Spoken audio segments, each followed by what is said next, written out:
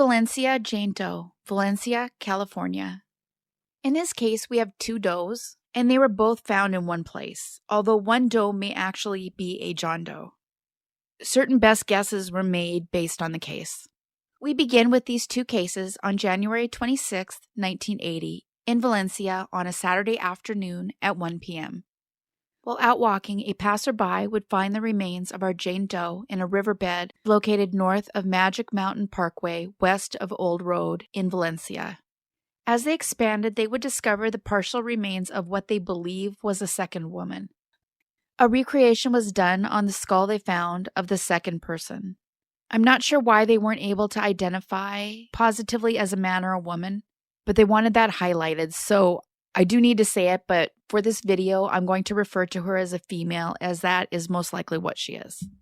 Our first Jane Doe was likely close to age 18, though possibly a year younger, and up to age 24. She was likely white and 5'5" to 5'9", or 165 to 175 centimeters, and around 115 to 130 pounds, or 52 to 59 kilograms. Her family would be missing a loved one with a date of birth around 1956 to 1963. The COD in her case was due to a wound. She had been where she was found for months, up to several years. The dates of birth I gave reflect if the postmortem is 2 years. However, sometimes they are wrong and it can always be longer, so it's just important to emphasize these are best guess statements. Our second Jane Doe was also believed to be around the age of 18, but they put her maximum age at a little higher, possibly age 35. That would mean her family was missing someone born 1945 to 1963. However, her postmortem isn't positively known, so just to be in the ballpark of possibilities, I would say that her family is looking for a woman of white or mixed heritage who was born 1954 to 1963. There isn't much noted on this case at all, other than they are possible victims of Doug Clark and Carol Bundy. I won't delve into their case, as I don't want the focus to be on them, and there's plenty of videos that can be seen that are far better than what I could do. I do feel like I have to mention, though, because it might be a clue to who the women were. Douglas Clark and his accomplice Carol Bundy were collectively known as a Sunset Strip. They targeted women who were living on the street or had perhaps run away from home. It's a group more likely to be estranged from their family and less likely to be missed. That doesn't mean everyone, but it's a reason for why they're preyed on. But as with the rest of this case, there's not really anything mentioned as to why they believe it was these two people. And of course, in this case, this isn't about them. This is about someone who deserves to have their name back. If she was a runaway, for instance, some destinations like Los Angeles or Las Vegas are more likely to have people move there for a perceived better life or perhaps to break into other industries. She may have come from another state. If someone's missing a loved one, the best thing you can do is contact NamUs and get their free kit to submit family DNA. There's a link to a video in the description below if you need help. The Valencia Jane Doe has gone unidentified for 44 years.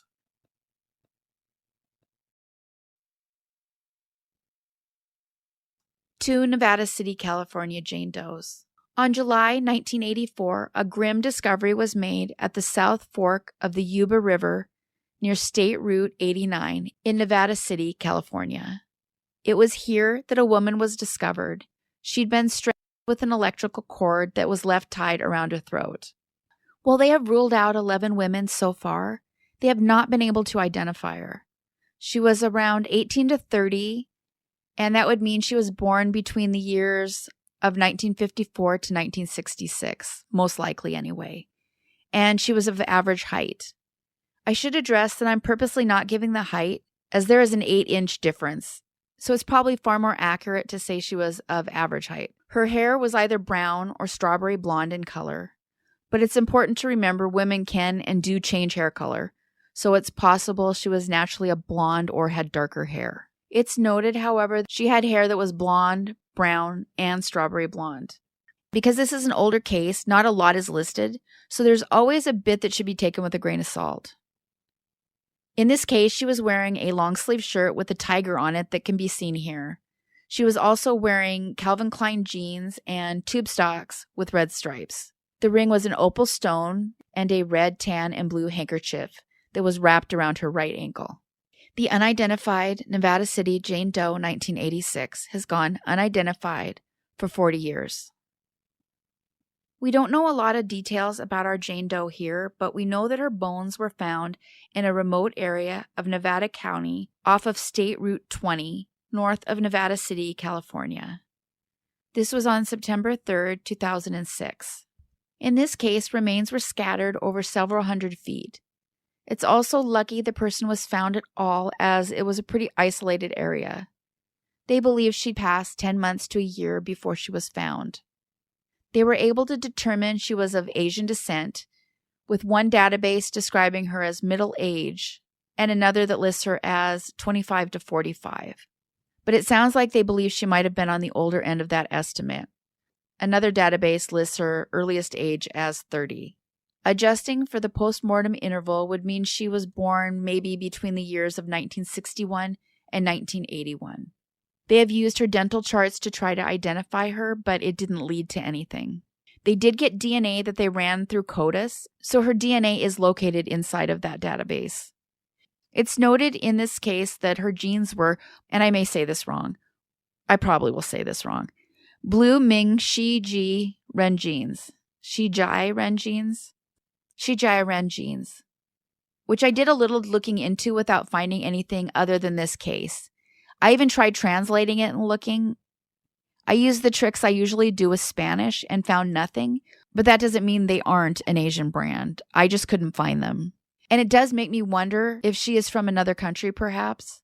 But there's always a chance someone she interacted with will remember her. If you do, please call the number on the screen. The Nevada City Jane Doe 2006 has gone unidentified for 17 years.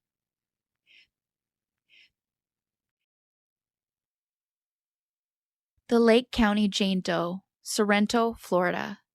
The story of our current Jane Doe begins on December 7th, 1991, in Sorrento, Florida. It was there a young woman was found who was likely around 25 to 40 and Caucasian. What I love about the photos is that they each took a different avenue regarding age. It's so easy to dismiss photos when they are off, and I've seen other families say they dismissed a loved one because the person depicted was older than their missing person. It's so important to always read a little beyond the facts because those pictures are so hard for them to do, and they just do the best that they can. The Lake County Jane Doe was likely around 5'4" and 163 centimeters, with a weight of around 120 or 54 kilograms. She likely passed about 12 hours prior, and there is, in this case, a postmortem photo available on the NamUs website. I just don't show those on this channel. I realize it's not a lot of information, and she may have been young or she may have been middle-aged. 25 to 40 is a pretty wide gap. Her family would be missing a loved one born from 1951 to 1966 who went missing in 1991. It's just my personal opinion, but looking at her postmortem image, I think she was in her 30s in 1991. Whoever did this asphyxiated her after committing SA. She had on no clothing from the waist down. They were able to at least make the perpetrator pay for the physical act of battery itself and for taking her life. The man who did this would find himself serving a life sentence. They were able to make him pay for the physical act of battery itself, and he would find himself serving a life sentence, but he wasn't charged with taking her life. It's not stated why or exactly who he even was, but it's possible he took some sort of plea agreement to avoid the most serious charge. When the woman passed in 1991, she was wearing her brown hair styled in a mullet, and it's noted while her hair was brown, the tips were bleach blonde. Her eyes were hazel, and she had pierced ears. She'd worn braces at one time, but in recent times, it was clear that she hadn't been able to take care of her dental health. So it's possible she was estranged from her family. It's always hard to know why someone wasn't reported missing, but it isn't always that someone lived a transient lifestyle, though it's possible given the circumstances of this case. They were able to tell that she'd given birth, and there's at least one child out there, possibly two, probably missing their mom. She has stretch marks from at least one pregnancy. She had cocaine in her system when she passed. Because I'm going to have to censor that for YouTube, for anyone listening, I'm talking about a white substance. Additionally, on the day that she went missing, she was wearing a red shirt and a white blouse. She had gold earrings with hearts and stars that look like they could be handcrafted. The Lake County Jane Doe has gone unidentified for 32 years. I want to thank all of you for your consistent watching and comments. Whether writing something or leaving an emoji, it all pushes the channel to get suggested to new people. And I appreciate that so much. Take care of yourselves and each other.